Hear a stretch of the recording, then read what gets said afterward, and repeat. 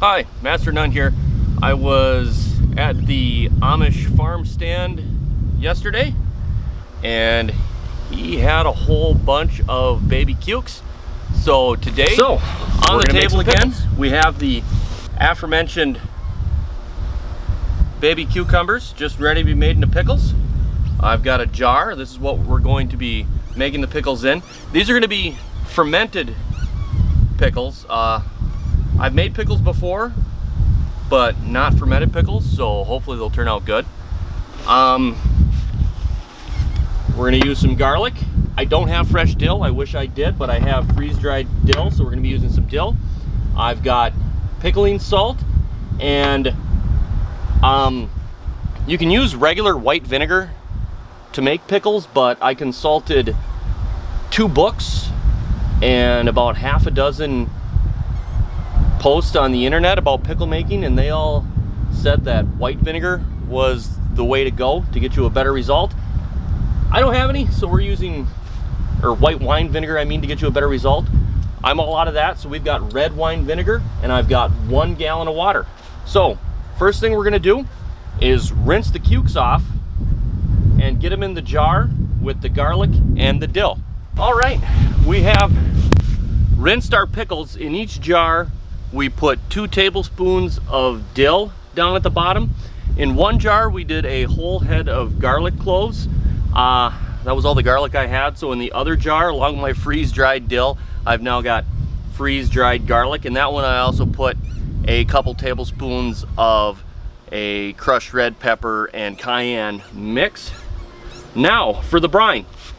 We have here in the kettle 1 gallon of water. Actually, 1 gallon of water is down here somewhere. To 1 gallon of water, I'm adding 3/4 of a cup pickling salt.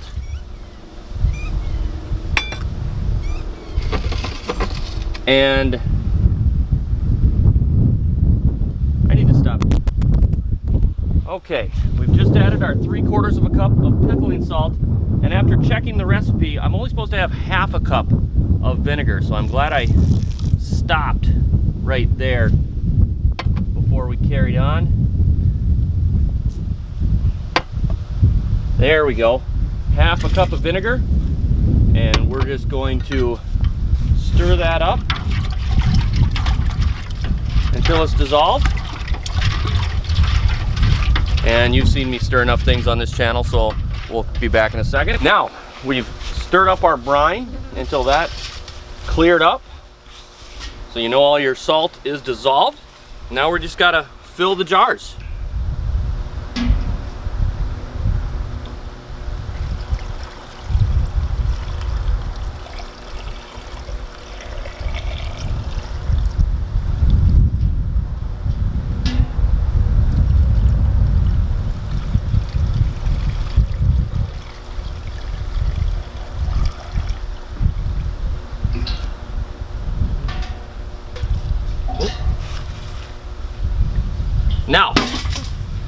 Now that our jars are filled, we're going to want to place something in there to make sure that your pickles are submerged. I may use a Ziploc bag filled with the brine solution. That way, in case it leaks, you're just leaking more brine into it. You're not going to have to worry about diluting your mixture. I also have some canning weights, but I don't think I have anything big enough to use in this scenario. And what we're going to do is I'm going to put these down in the basement next to the wine that I haven't bottled yet and let this sit for about 1 month. A couple times a week, you're going to want to check on these, skim off any kind of scum that's floating on the surface. It sounds kind of nasty, but that's part of the fermentation process. So, this has been Master of None.